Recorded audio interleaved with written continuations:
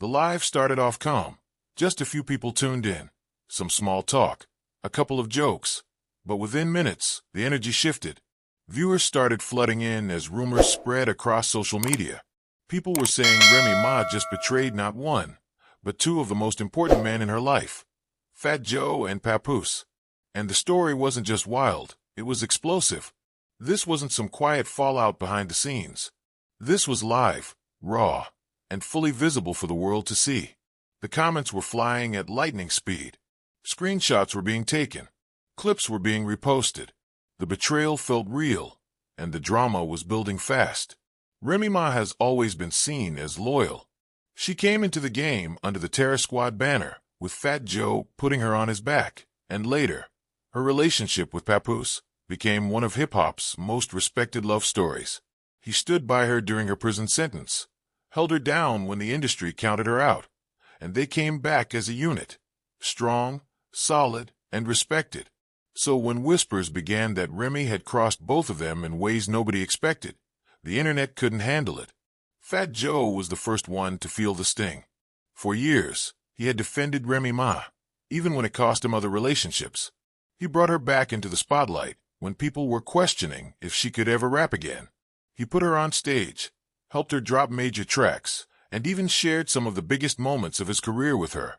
But now, behind the scenes, Remy had been making moves that left Joe blindsided. Word was, she had been negotiating deals using the Terror Squad name, without Joe's involvement. Licensing, publishing, even reality TV appearances, Joe was left out of the loop. Insiders say Fat Joe didn't see it coming. He felt like she stabbed him in the back. And when he tried to confront her, the energy was cold. It wasn't the same Remy. It wasn't the sisterhood he remembered. It was all business. And in this business, loyalty means nothing if there's a dollar on the line. Joe was crushed. On the live, he didn't speak much, but his face said everything. The disappointment, the betrayal, it was written all over him. People in the comments could feel the tension. Some begged him to speak. Others just kept typing, "She did you dirty, bro." But that was just the first part. The second part hit even harder, Papoose. For years, Pap was known as one of the most loyal husbands in the rap game. He held Remy down for 6 years, while she was locked up. Never once did he step out. Never once did he fold under pressure. He stayed 10 toes down, raising their family, pushing her music, and being her #1 supporter. That kind of dedication is rare in the industry, and fans never forgot it. Their love story became legendary. So when rumors dropped that Remy had been stepping out on Pap with a young battle rapper she was mentoring, fans were stunned. At first, Pap brushed it off. He didn't want to believe it. But then footage started popping up. Clips of Remy backstage, looking a little too close to her new artist. Late-night studio sessions.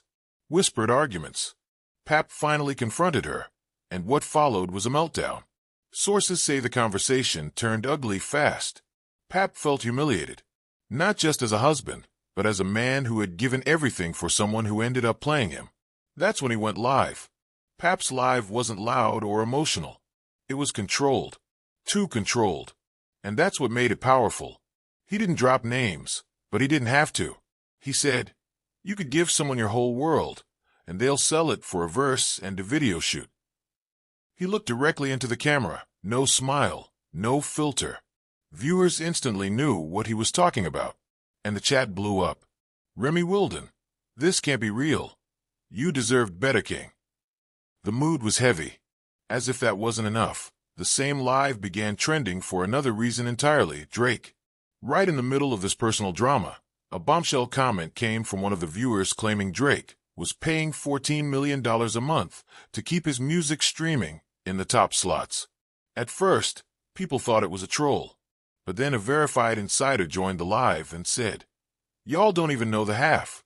Payola is alive and well. That boy pays more than some labels to stay on top." And just like that, the live took a sharp turn. Now fans were in full conspiracy mode. People started connecting dots. Drake's album's always charting. His songs always going viral. Maybe it wasn't just talent and timing. Maybe it was money. Real money. That $14 million figure started trending. And while no one could confirm it 100%, it lit the internet on fire. Some fans felt betrayed. So the game really rigged. Others were just impressed. That's how you play chess, not checkers. The live reached over 100,000 viewers before it got cut. Some say it was Instagram stepping in. Others think someone made a call. Either way, the damage was done. The drama was out. The internet was in chaos. Now people are picking sides. Some say Remy Ma had every right to secure her bag and move how she wants. Others say she crossed a line that you don't come back from. Loyalty used to mean something. And when someone like Fat Joe, who's been a rock in the game for decades, gets turned on, it sends a message. Same with Papoose. If a man like him can be played, what does that say about love and loyalty in hip-hop? As for Drake, the firestorm hasn't cooled. Fans are combing through his releases, comparing streams, pointing out patterns. Even other artists have started throwing subtle shade. One tweet said, "I don't got 14 MS a month, but I got bars." The shots are coming, and Drake has yet to respond.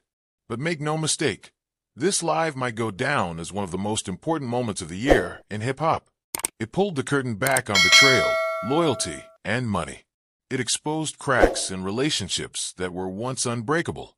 And it showed just how ruthless the game can be, whether it's love, friendship, or streaming dominance. Remy Ma has yet to fully speak out, but the silence speaks volumes. Fat Joe's moved different ever since, more guarded, more quiet. Papoose has been keeping his head down, focusing on music and his daughter. And Drake? He's still charting, still dropping. But now, there's a question mark beside every stream. This isn't just gossip.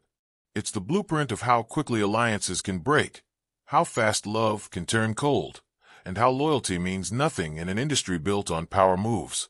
And somewhere, someone's already planning the next live. Because once the truth starts leaking, there's no turning back.